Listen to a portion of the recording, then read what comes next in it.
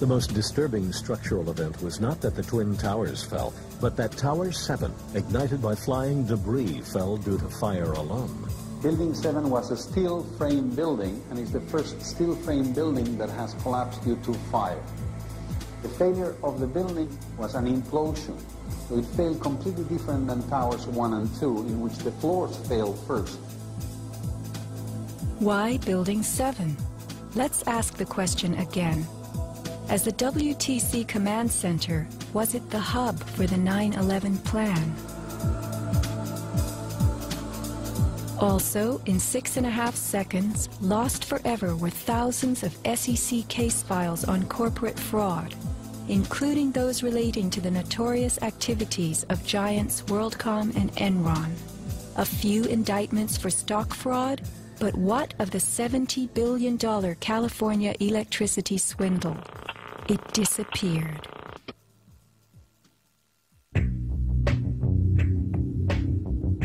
No one died in the collapse of Building 7. It was vacated well in advance of its implosion, but not the Twin Towers. Why weren't police, firemen, and civilians in these buildings told what to expect? Tragically, employees in the towers were advised to return to their offices. The announcement came on that everything was fine.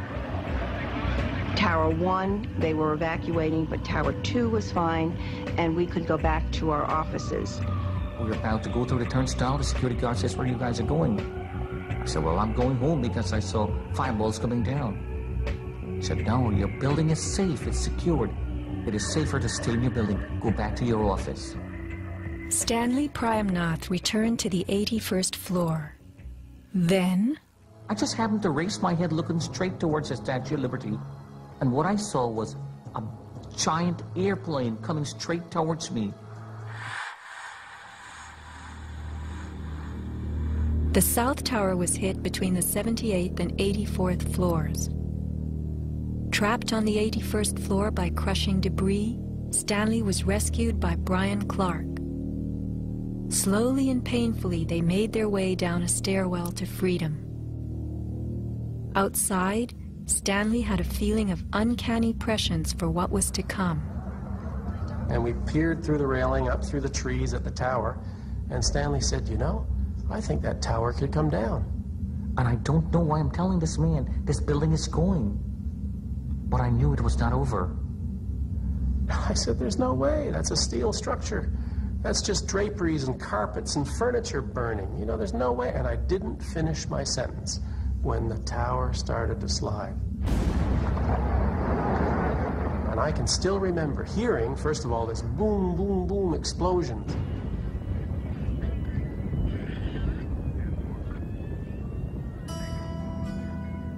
Not all were blessed with intuition or foresight.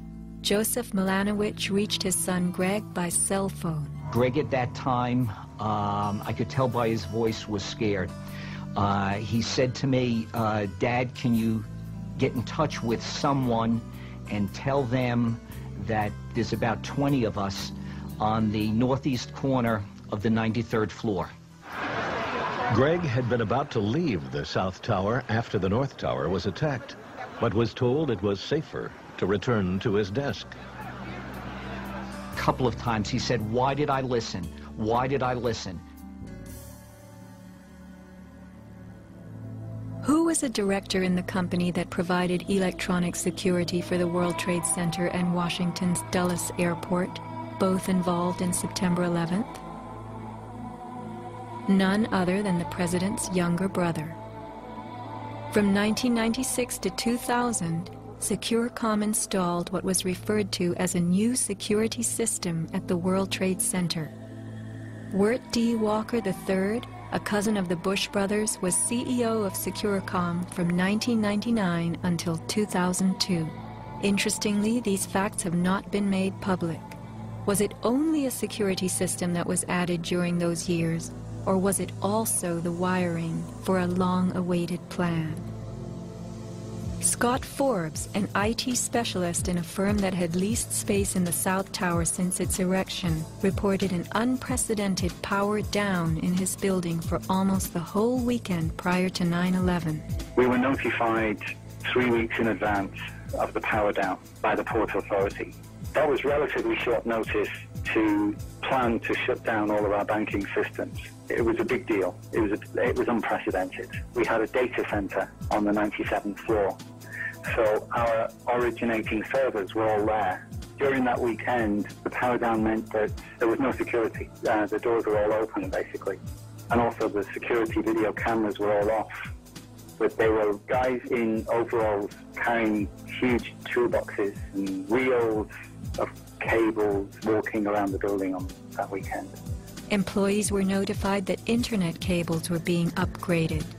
But who were the strange workmen, and what were they really doing? All the power was shut down. If there was a power down, that meant that everything was gone in terms of security, in terms of access to the building, so anybody could have gone there and do any kind of setup. Having worked overtime to get his company's servers back up, Scott took the day off on September 11th. As he watched the towers collapse from New Jersey that morning, he was sure this had been the purpose of the mysterious weekend work. Scott notified many authorities, including the 9/11 Commission, about the unusual and lengthy power outage, but was ignored.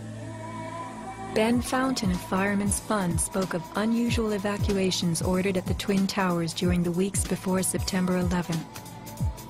Others reported that the security alert was inexplicably lifted 5 days prior and bomb-sniffing dogs were removed. What would the dogs have discovered had they remained on duty?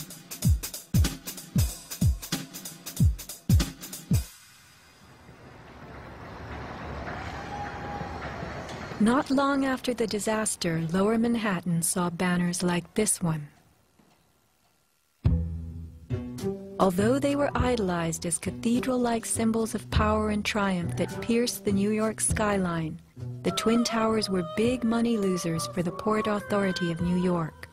They cost millions a year to equip with the basics: electricity, water, heat, air conditioning, sewage, and even oxygen, being airtight.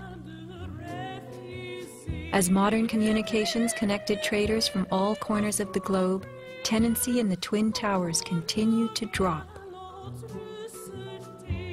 The towers presented another problem.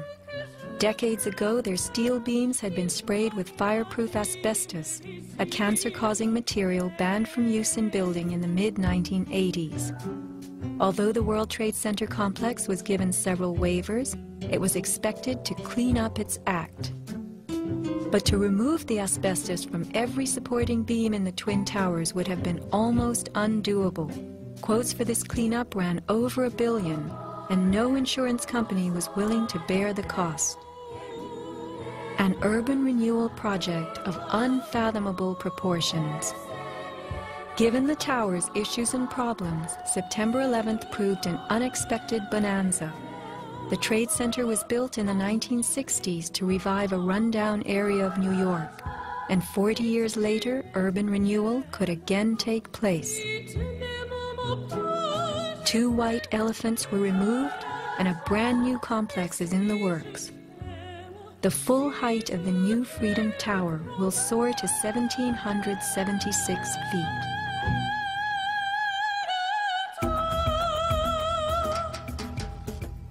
The suffocating dust that engulfed Manhattan was much more than dust.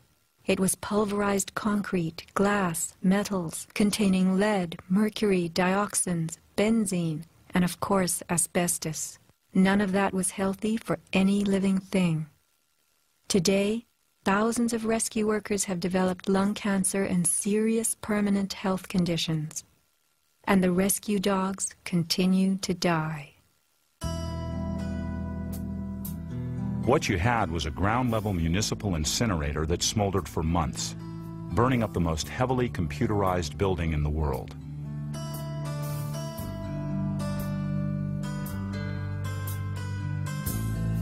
Patients have had black paste coming out of their pores. They have reported bowel movements that are blue or green and have smelled like smoke, despite the fact that they have not been at a fire scene for months.